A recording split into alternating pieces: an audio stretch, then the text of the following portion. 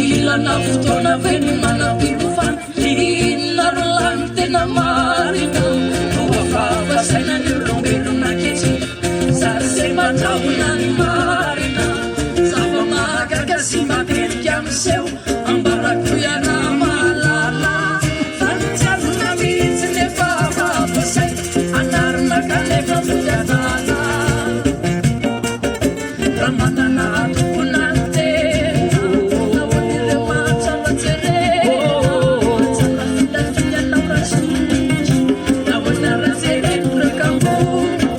zay manapandefera mandrevitra midrama ilany zava-molona mitazana na misy zava-pitana ny hasina mizara vosorazakatsasika lavino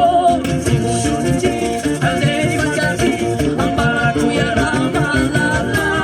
fanitrany fandalovana ilany zahonena ka zavatra zay manapandeferana raha olombelona mandefera zany azany raha olombelona manisera maneny tatany velomny aina zany avakizany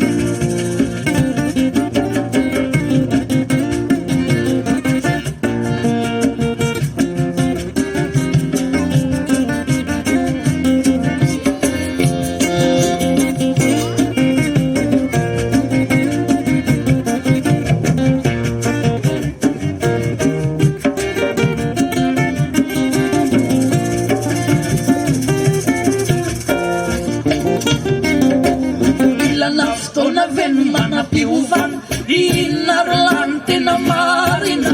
no afavasaina ny olombelona ankehitriny zary zay mandraona ny marina zava-mahagaga sy matetika miseho ambarako iaraha mahalala fanitsiavina mihitsy nefa afavasaina anarana kanefa modiadala